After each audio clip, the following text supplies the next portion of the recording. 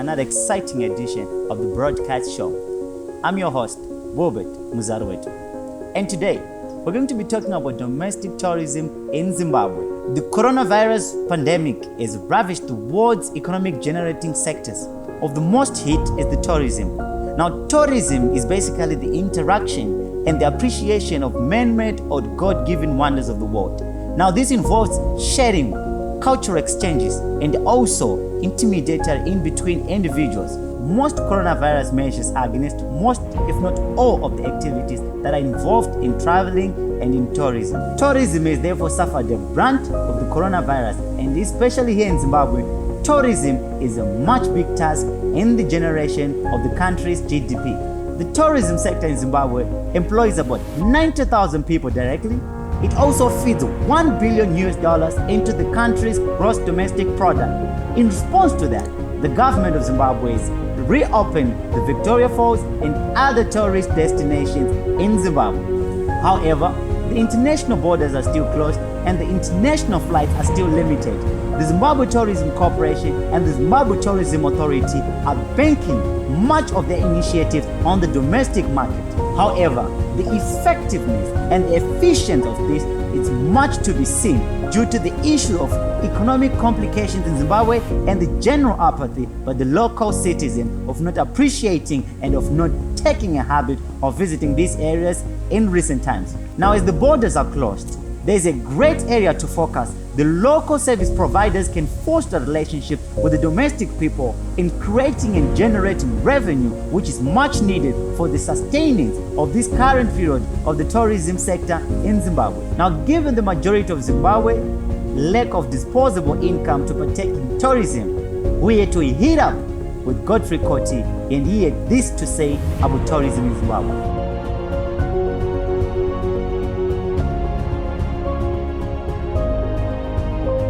So we're definitely lobbying, hoping also that the virus is contained, but we have to be a responsible sector to make sure that our people are safe. We have also put a mantra along the way as well to say that your wealth can come second, your health has to come first.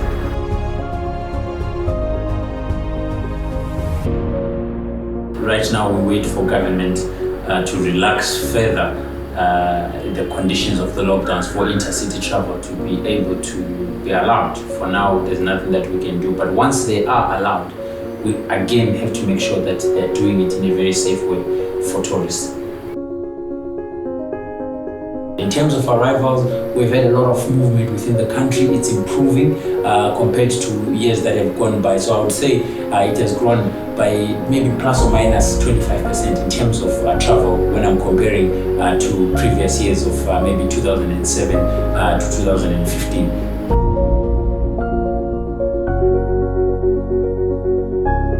There's no secret there. We are hard hit and we will definitely feel the pinch in terms of job losses or job cuts.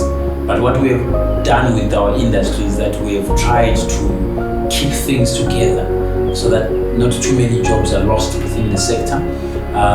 Some of the interventions have been the stimulus package that has been availed by our government through the Ministry of Finance. They've given us $500 million to make sure that we keep companies afloat. And also there's a $20 million fund that is revolving, and access is through the banks within the country, the banking sector within the country. We're definitely worried about the ultimate price that one has to pay for the tourism product in Zimbabwe, and we're hoping that as we are going now into full swing tourism again, we should be able to have dealt with this particular issue of pricing. At least it should be accessible to a majority, if not everybody.